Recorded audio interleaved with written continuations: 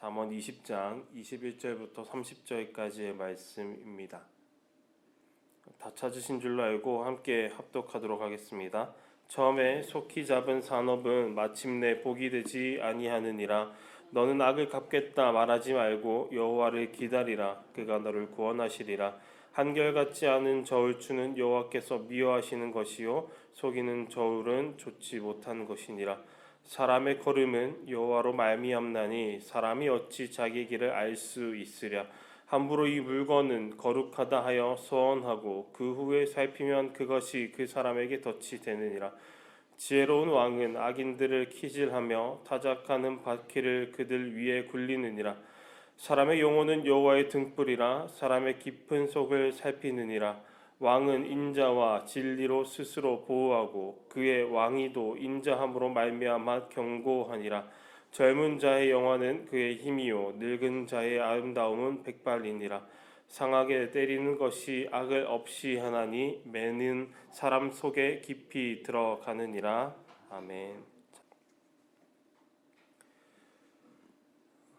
하나님의 말씀을 따라 살아가는 크리스천들에게는요, 종종 기다림의 시간이 필요할 때가 있습니다. 하지만 우리는 기다려야 한다는 것을 알면서도 조급한 마음에 사로잡히곤 합니다. 이 조급함은 하나님의 그 완벽한 계획을 방해하기도 하는데요.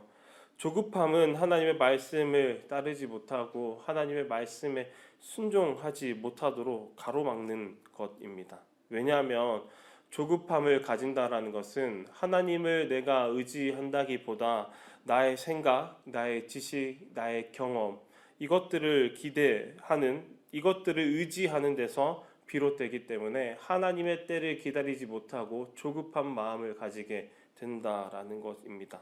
그래서 오늘 본문 21절부터 25절까지는 지혜자가 이렇게 이야기합니다. 조급한 마음을 가지고 조급함으로 인하여서 경솔한 행동을 하지 말라. 하나님의 때를 기다리라 라고 이야기하는 것입니다.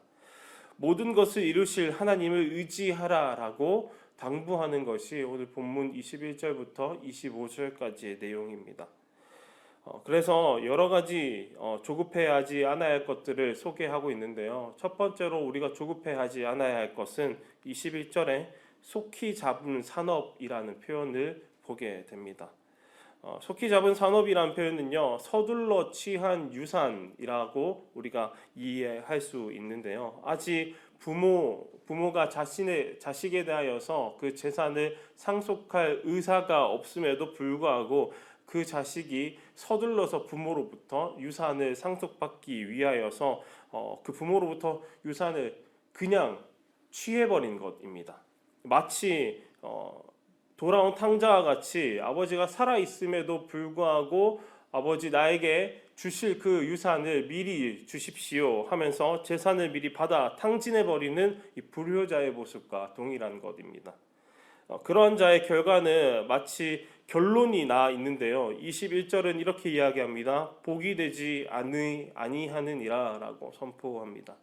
여기서 복이 되지 않는다라는 것은요, 복을 주시는 주권자이신 하나님께서 부모님께 효도할 때 허락하시는 장수와 후손과 번영을 허락하지 않을 것이다 라는 그런 의미가 됩니다. 아무리 부모님으로부터 많은 재산을 내가 가져왔다 할지라도 오히려 그것이 나에게 복이 되지 않고 저주가 될 거라는 말씀입니다. 우리가 조급해하지 않아야 할 것 두 번째는 22절입니다. 동일한 방법으로 악을 갚는 복수심입니다. 세상은 우리에게 받은 만큼 되갚아주라라고 이야기하고 부추깁니다. 누군가 나를 해치면은 즉시 복수해야 그게 공평한 거지라고 이야기하는 것이 세상의 방법입니다. 하지만 이는 조급함에서 비롯된 어리석은 방법인 것입니다. 왜냐하면 내가 복수하면 상대방은 또 나에게 복수할 것이고 이 복수는 복수를 낳고 이 복수는 또 복수를 낳는 끝없는 굴레 가운데 들어가기 때문입니다. 복수심은 하나님의 공의로운 심판을 기다리지 않고 내 손으로 무언가 해결하려고 하는 교만한 마음에서 시작된다는 것을 기억하시기 바랍니다. 로마서 12장 19절에는 이렇게 이야기합니다. 내 사랑하는 자들아 너희가 친히 원수를 갚지 말고 하나님의 진노하심에 맡기라 라고 이야기합니다. 하나님께서는 모든 악을 심판하시는 분이십니다. 또한 가장 탁월한 방법으로 어떠한 상황에서든지 정의를 세우시는 분이심을 우리가 믿고 하나님을 신뢰하며 하나님께서 그 정의를 세우실 때까지 기다려야 하는 것입니다. 요셉은 형들의 배신과 악행에도 불구하고 복수하지 않았던 자입니다. 하나님의 때를 기다렸던 자입니다. 복수심을 품지 않고 하나님의 공의를 신뢰했었습니다. 형들은 요셉을 질투하여서 노예로 애굽 땅에 팔아버리고 그의 인생을 파괴시켰는데 그럼에도 불구하고 요셉은 감옥 속에서 억울함과 고난 속에서도 하나님께 소망을 내내 두었던 것입니다. 그 결과 하나님께서 어떻게 사용하셨습니까? 애굽의 총리로 이방인임에도 불구하고 그를 높이셨던 것입니다. 요셉은 형들이 기근으로 인하여서 그 자신 앞에 섰을 때에 복수할 수 있었음에도 불구하고 하나님의 손에 그 모든 것을 맡겼습니다. 그러자 이스라엘 족속을 기근으로부터 구원하는 위대한 그 도구로 하나님께서 사용하시는 것입니다. 창세기 50장 20절에 하나님을 신뢰하고 조급해하지 않으며 하나님의 때를 기다리는 자의 고백이 어떻습니까? 당신들은 나를 해하려 하였으나 하나님은 그것을 선으로 바꾸사 오늘과 같이 많은 백성의 생명을 구원하게 하시려 하셨나니. 이 고백은 단순한 그의 잠깐의 그 감정적인 고백이 아닙니다. 애굽의 총리가 되었기 때문에 할 수 있는 그런 고백이 아닙니다. 순간순간마다 그 요셉의 삶 가운데 얼마나 많은 복수심이 올라왔겠습니까? 얼마나 많은 복수심이 솟아오르면서 자신을 집어삼키려 했겠습니까? 그런데 그 순간순간마다 그 요셉은 복수심에 휘어싸이지 아니하고 이 고백을 했던 것입니다. 내가 그들을 향하여서 복수하지 않을 것이다. 하나님은 그것을 선으로 바꿀 것이다 라고 매 순간순간마다 고백했기에 그 결정적인 그 원수들 앞에, 원수와 같은 형들 앞에 섰을 때에 이 고백을 할 수 있는 것입니다. 생각을 해보십시오. 요셉이 조급하게 복수심을 품었다면 어떻게 했을까요? 감옥에서 원망하고 형들을 저주하고 하나님의 계획을 의심했다면 요셉은 모든 인생을 복수하는 데에 낭비했을 것입니다. 그러다가 애굽의 총리는 꿈도 꾸지 못했을 것입니다. 이스라엘 족속은 기근 속에서 멸망했을 것입니다. 저 짧은 고백 속에 요셉은 순간순간마다 솟아나는 배신당한 마음, 버림받은 고통 속에서 하나님을 신뢰하는 그 믿음으로 버텼다는 것을 우리가 생각해 볼 수 있습니다. 날마다 하나님을 신뢰하고 하나님의 역사하심을 기다리는 요셉의 마음이 성경인물 또 다른 성경인물에게도 등장하는데 바로 그 다윗이 이러한 마음을 고백합니다. 시편 27편인데요. 내 생명을 내 대적에게 맡기지 마소서. 위증자와 악을 토하는 자가 일어나 나를 치려 함이니이다. 내가 산 자들의 땅에서 여호와의 선하심을 보게 될 줄 확실히 믿었도다. 너는 여호와를 기다릴지어다. 강하고 담대하며 여호와를 기다릴지어다. 다윗이 자신들의 그 원수로부터 어려움을 당할 때, 위급한 상황일 때마다 무엇을 고백합니까?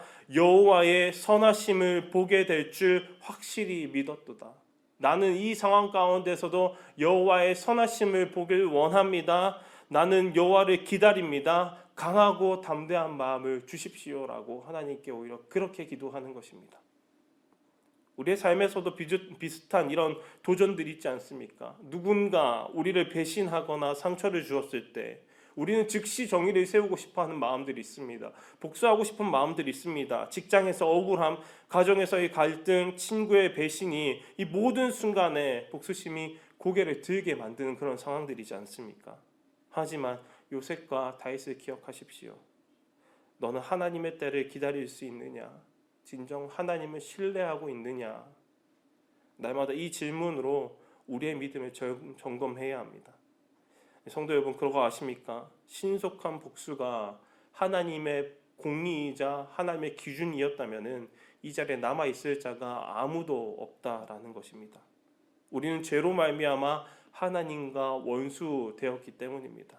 만약 하나님께서 우리 죄 때문에 즉시 심판하셨다면은 우리는 모두 멸망했을 것입니다. 그러나 하나님은 복수 대신에 은혜를 선택하셨습니다. 로마서 5장 10절은 이렇게 선포합니다. 곧 우리가 원수 되었을 때에 그의 아들의 죽으심으로 말미암아 하나님과 화목하게 되었은즉 화목하게 된 자로서는 더욱 그의 살아나심으로 말미암아 구원을 받을 것이니라. 하나님과 원수된 우리에게 하나님께서는 은혜를 선택하셨고 그 죄인들을 향하여서 그 원수들을 향하여서 구원을 베푸신 하나님이셨습니다. 예수님께서 십자가 위에서 아버지 저들을 사하여 주옵소서라고 기도하시면서 우리에게 그 용서하시는 모습을 보여주셨습니다. 그렇기 때문에 이 놀라운 은혜를 받은 우리에게 복수심을 품을 권리는 없습니다. 예수님의 고백이 우리에게도 도전이 되어야 하는 것입니다. 너무나 억울하고 너무나 괴롭다면 복수보다 우리의 아픔을 아시는 주님께 나아가서 기도하는 저와 여러분들 되시길 바랍니다. 주님은 우리의 억울함, 원통함을 다 아시는 분이십니다. 그분도 우리와 같이 이 억울한 일들을 다 겪으신 분이십니다.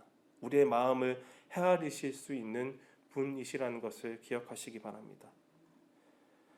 예수님은 우리의 고통을 몸소 겪으시고 십자가에서 우리의 죄를 대신 지셨습니다. 그분 우리의 눈물을 아시고 우리의 상처를 치유하시는 분임을 기억합시다. 그리고 그분께 위로 얻는 저와 성도님들 되시기 바랍니다. 조급해하지 않아야 할 것 세 번째로는 25절에 함부로 서원하는 것입니다.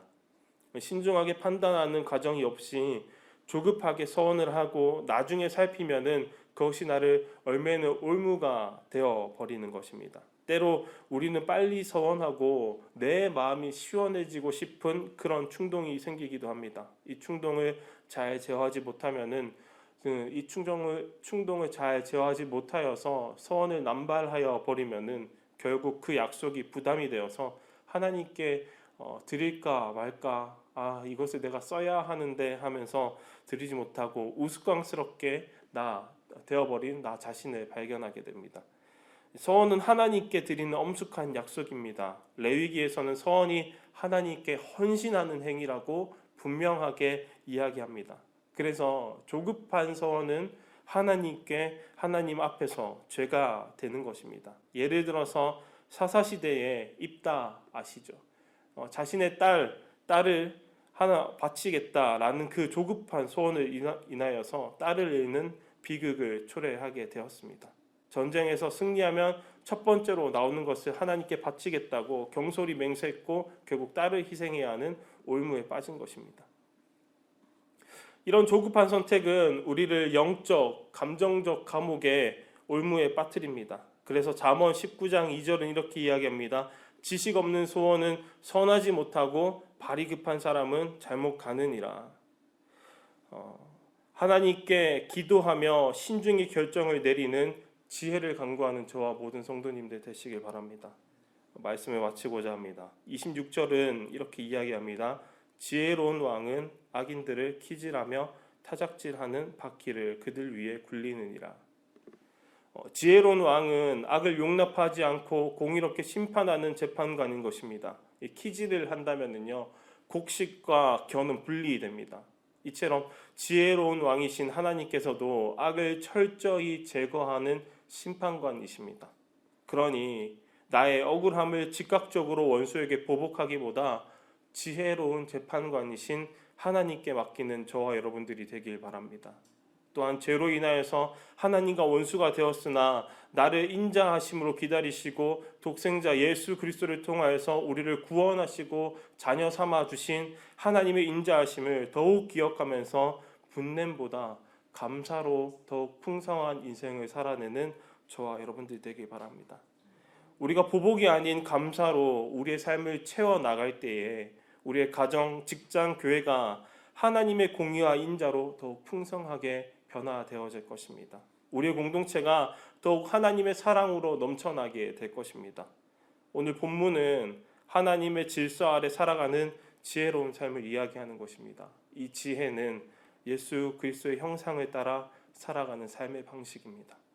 조급한 대신 인내로, 복수 대신 용서로, 억압 대신 섬김으로. 이런 삶이 쉽지는 않습니다. 그러나 날마다 하나님의 은혜를 깊이 묵상하며 부당한 상황에도 억울한 상황에도 감사함으로 채워나갈 때 하나님의 빚으심이 우리 삶에 조금씩 나타나기 시작할 것입니다. 오늘 이 말씀을 통하여서 우리의 삶이 그리스도의 모양으로 새롭게 빚어지기를 소망합니다. 오늘도 그리스도의 모습을 나타내는 저와 모든 성도님 되시기를 간절히 소망합니다.